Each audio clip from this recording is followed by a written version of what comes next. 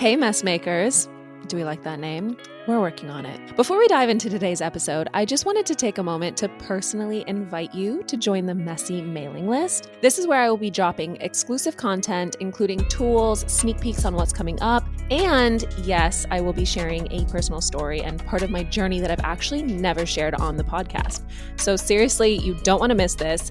Oh, and I want to hear from you guys. So if you have any questions or thoughts, this is your way to get interactive with me and with Inside Out. So make sure you head over to the show notes to sign up, and I'm super excited to get messy with you guys. All right, back to the episode.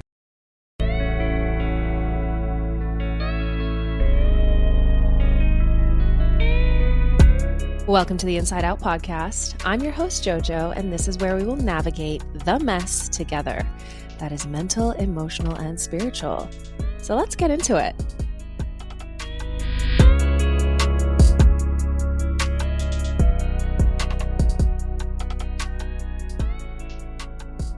Hey guys, welcome back to Inside Out. Thank you so much for tuning in today. And today we're going to get a little cosmic because astrology is not just a TikTok trend or something you see on social media or like a horoscope in the back of a magazine. It's actually a mirror. It's like a guide or a language that the universe speaks to us through. So whether you're a total beginner to astrology or you have CoStar or my favorite app, The Pattern, or you have an astrologer on speed dial, which I know some of you do, this episode is for you. Here's the thing. Astrology gets a bad rap. And look, I get it. People misuse astrology all the time, but astrology is not about blaming Mercury for your messy breakup. It's about understanding your inner landscape through the stars. And if you've been feeling off lately, trust me, you're not alone because we just came out of some pretty major planetary shifts. So we're going to get into it. We're going to break it all down. And this is the perfect time to reflect and realign because we are finally having some direct forward motion, especially with Venus and Mercury. So look back at your calendar because I'm going to let you know what just happened with Venus and Mercury. Both were retrograde. Venus was retrograde from March 1st to April 12th. So we literally just came out of the Venus retrograde. And Mercury was retrograde between March 15th and April 7th. So we're about a week or two out of that one. Now listen, Mercury is all about tech issues, old situations resurfacing. It's about communication. So you might have been dealing with a lot of confusion, or you might have had an ex pop up into your life. And it's basically a chance to rewire what isn't working, whether that's technologically or that's just personally. Now, Venus is all about love, money, your worth in the world, what you value. So this might have been an opportunity for you to really look at your relationships in your life. The people that you've dated, maybe they've popped back up into your world. Or maybe a new love connection has been in your life and you've been like, is this something that is aligned with me right now? So that was the purpose of these retrogrades that just happened. And now, because they have gone direct, it's a little bit more of a forward momentum. And retrogrades are what come in to offer reflection and realignment. I know a lot of people out there have a lot of mistrust and misunderstanding when it comes to astrology and what astrology really is. And the thing is, astrology is a tool. It's not a rule. It's not supposed to be used as predictory. And it definitely shouldn't be used to predict your life or outcomes of certain things. It's literally just something that you should use as a mirror for your soul, or more or less like your energetic blueprint that you came into this world with.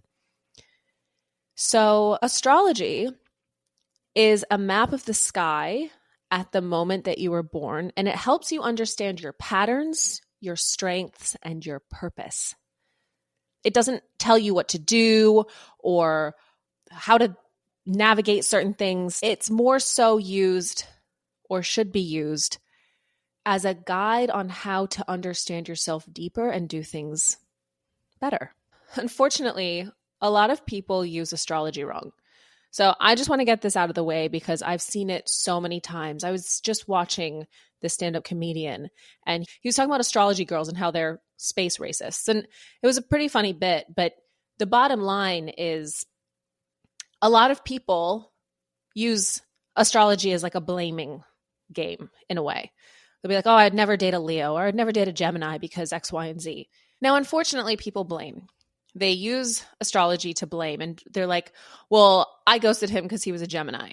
No. You ghosted him because you didn't want to have an honest conversation, and this Gemini just influenced the flavor of your discomfort. Now, people are more than just their sun signs. You have a moon, you have a rising, you have so many other planetary parts to you, and certain alignments and conjunctions or squares of their natal chart and your natal chart could have some friction and some discomfort, but that's not a reason to be ghosting people or saying, oh, I will never date this kind of person because they're a Gemini or they're a Libra or whatever it is that people say. Now, also, a lot of people use astrology to avoid accountability. Like saying recently, I've heard this a lot, people being like, well, Mercury's retrograde, so I can't make a decision right now. No. Retrogrades don't mean to stop living your life. It means reflect, maybe rethink, revisit, realign. But we're not blaming the stars for why we're procrastinating and not having things work out right now. So that's another one. Have you ever heard someone say, oh, you're such a Libra? What does that even mean? Like, seriously? You're not just your sun sign. You're a whole chart. So you're shrinking, or someone is shrinking you down to just one little thing that is pretty, I don't know. I just don't agree with it. I've also heard people say, oh, I'm never going to date a Leo because my ex is a Leo. Okay. So now we're canceling people out because of their star signs and not because we need to do some work on ourselves. Do you see how astrology is so misused? Now, this is not the point for astrology. Astrology is a cosmic GPS. You are still in the driver's seat. You get to choose the route. The stars are like your traffic report. Now, there are some really beautiful tools out there if you're interested in diving deeper into your cosmic blueprint and getting to understand yourself in a deeper way. And those tools are astro.com, the pattern, as I mentioned, CoStar. I really like the pattern and astro.com. These are free services where you can literally put in your time that you were born. It has to be the exact time. So don't just say, oh, like around like 10 p.m. No. You need your exact time, location, and day. And that will tell you exactly where the stars were in the sky at your time of birth. So once you get your natal chart, everything's broken down by planets, signs, and houses. So these will all represent different aspects of you.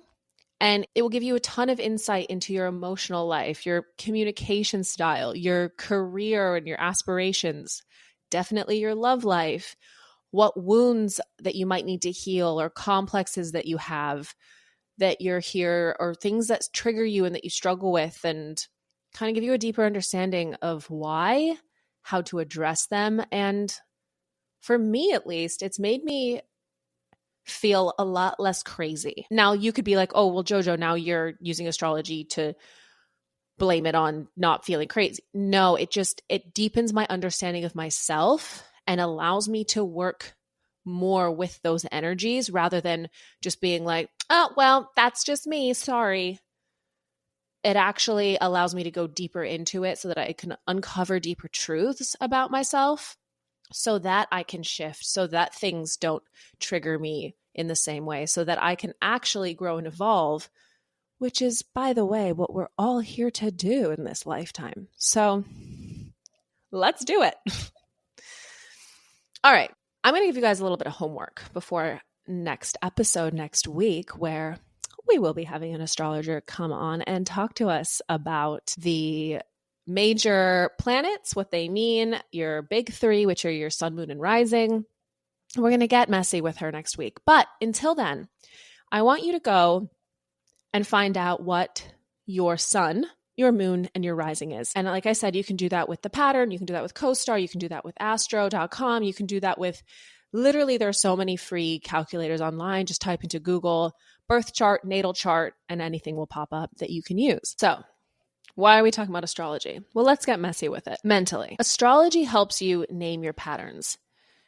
Maybe you're a huge overthinker because you have your moon in Virgo, or you are running from rest because you have your Mars in Aries. Knowing where your planets are in your chart gives your mind a language for the loops, the patterns, the things that you keep finding yourself in.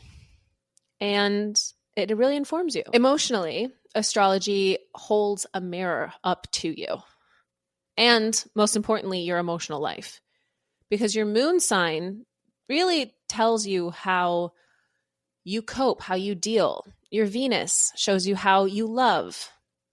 If something feels off emotionally, your chart typically is a great indicator as to why. And understanding that, that's power. And that's emotional intelligence, because then you can apply it to your life instead of avoiding, blaming, or just not doing the work. And spiritually, astrology should be, and for me is a really big reminder that you're connected to something greater. You're not just random. You are, I saw this once and I thought this was beautiful. You're stardust with a story. And astrology invites you to walk through life more intentionally, more intuitively, and more in line and aligned with your soul's truth, with your soul's purpose. So no, the planets aren't running your life. You have free will, but they offer you clues and a starting point to deepen self-connection. And when you start to listen and you start to use this stuff, things typically flow a lot easier. And you're not just in your head constantly being like, well, why is this happening? And you're super down on yourself and it allows more breath. It allows more ease. And it helps us, dare I say, get deeper with ourselves from the inside out. All right, guys, thank you for getting messy with me this week. Make sure you pull up your natal chart, use those free tools I mentioned. And if this episode is something you liked, please share this with a friend. And also comment your, let me see, what do I want to know about you? Comment your sun sign. I want to know who is listening to this, what signs are vibing with this episode the most. And don't forget to tune in next week when I have my astrologer friend on. We get deeper and messier with astrology. You know where to find me at _insideout.podcast. Make sure you are following along. And don't forget to sign up for the newsletter. Okay, guys, hopefully that gave you some clarity about what has been a little bit of a messy transit time from the beginning of March to mid-April. The past 6 weeks have been a little nuts, for me included.